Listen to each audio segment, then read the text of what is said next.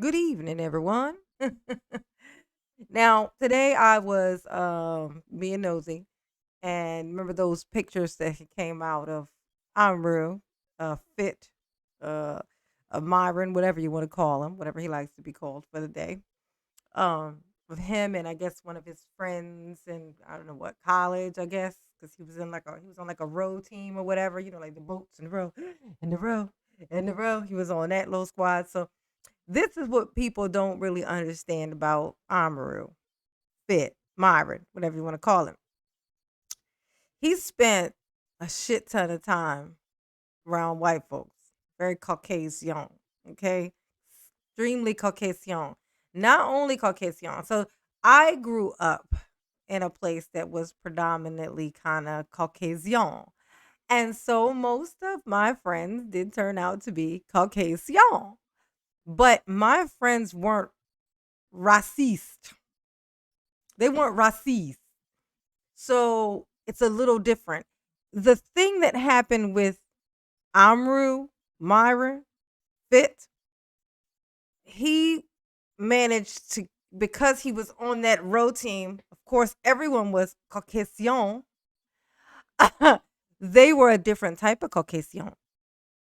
They were racist, but they would still hang out with him because he would try very hard to blend in. And in my being nosy, finding those pictures, I actually found that got went to Twitter to find them instead of just looking at the photos that people were posting. And the comment underneath was from the guy in the picture who's like laying on him in the bed. Um, and he says, he's off going somewhere or whatever. And he says, I'm gonna miss my black friend, Amrou Fudl. Okay. So that's his name, Fudl. Like it's Switzerland. Like that sounds like a German. It's a Fudel. Amrou Fudel. But that's what it said. So he has spent a lot of time trying very hard. This is what happens. Is people who don't grow up around or not around a lot of Caucasians don't know this, but it can go one or two ways. You can either convert them to being very cool with black folks, or they can convert you into trying extremely hard and desperately seeking to fit in with the Caucasian. So, with that being said, if you wonder whether Amru, Fitz, Myron, whatever you want to call him, is just an asshole or if he is racist, I confirm for you, he is racist. And with the purpose of he wants desperately to get the acceptance of the Caucasian. Okay. Like the acceptance, not just to be okay to hang out with him because he's had that. To be one. He wants to be Caucasian. He thinks if he says enough shit about the other side and separates himself enough from it, like just really just kind of almost like just says it enough, you know, he will become Caucasian. I can't say that word enough. It's like the funniest shit. I don't know when I started saying that, but I'm gonna say it forever. Caucasian.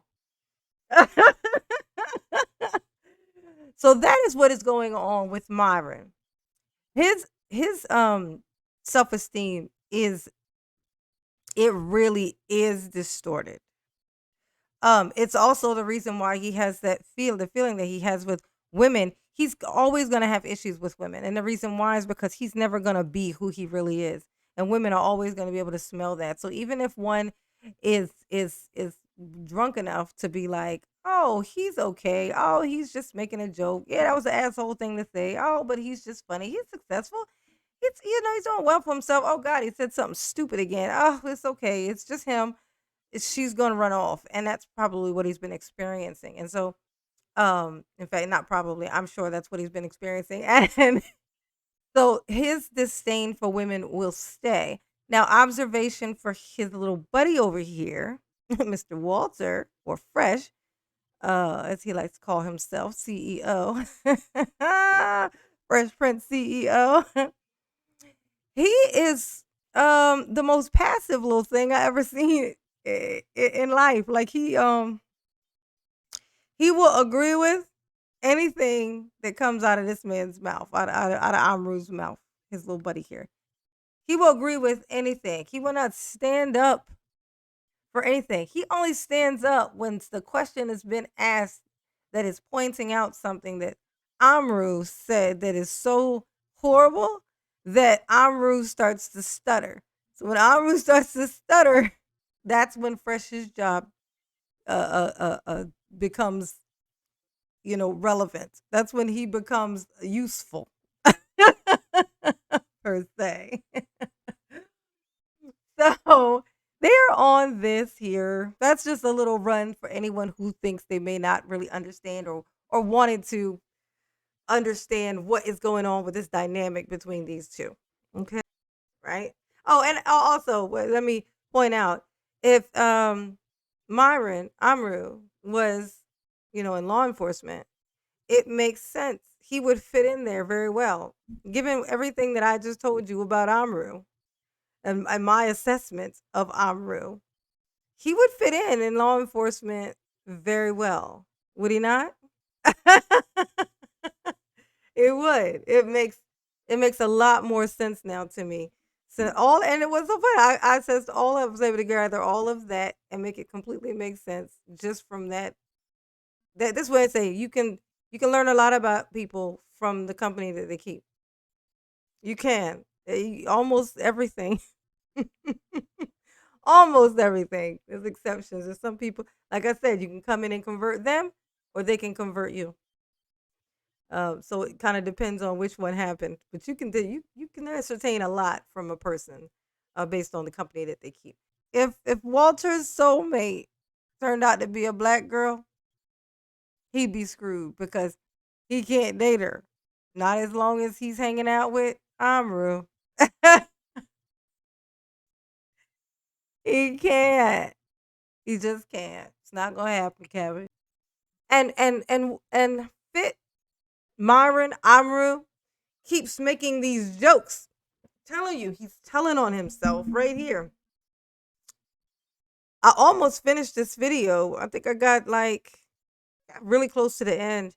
And in just what I've seen, the parts that I've seen, twice in this interview, he mentions him being at a KKK. No, three times. He mentions his joke. He had a KKK meeting before he came. And you might say, in defense of him, that's because people keep calling him or acting like he's racist. But no, he says that on purpose. There's a reason he says that outside of just trying to trigger people. But yeah, there's a reason. And not only that, he's foolish enough to actually kind of even want people to know that he's racist. He thinks that it'll be enough if people know he's racist. Then the Caucasians will accept him into said crew. But that's not how that works. Like with my Caucasian friends, I have to be extremely pro black when I'm around them. You know why? Because I love them to pieces, but I know that I'm not them.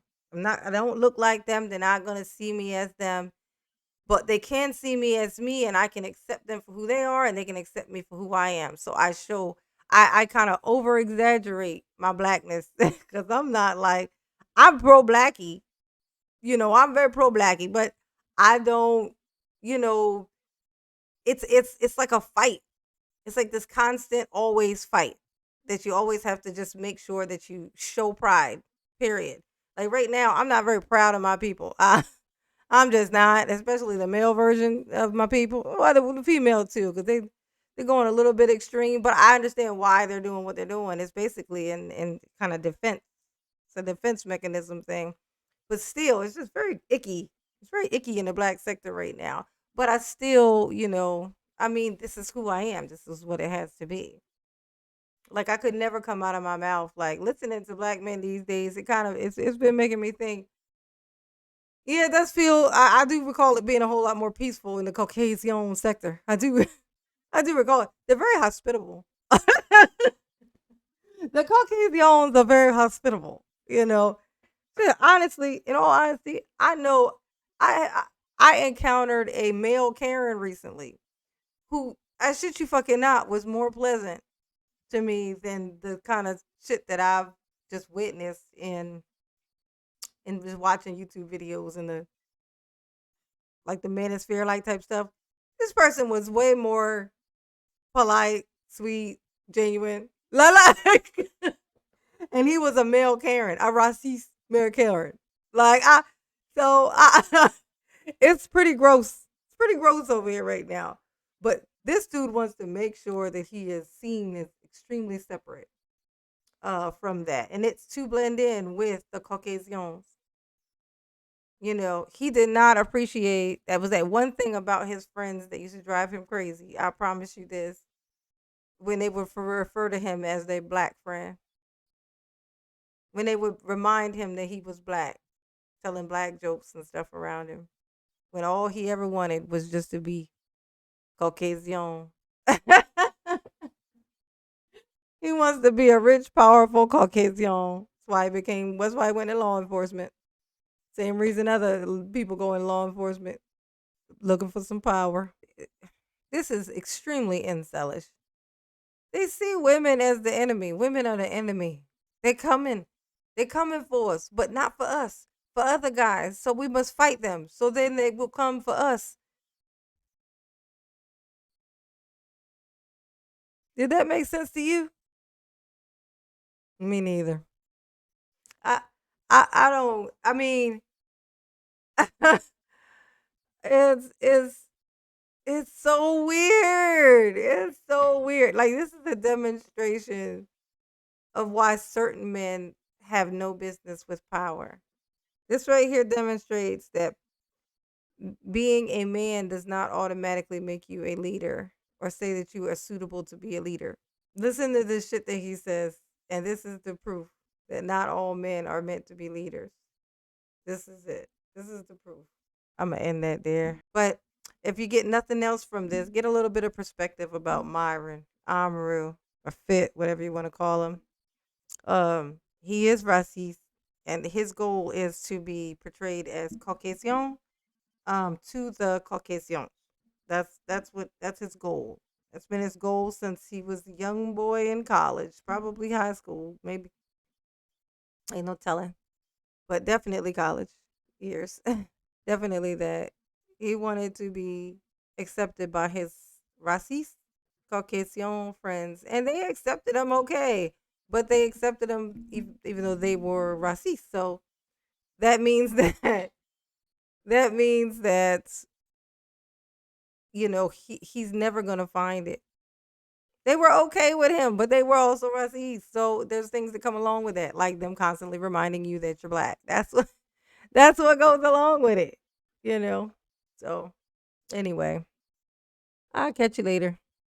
Peace.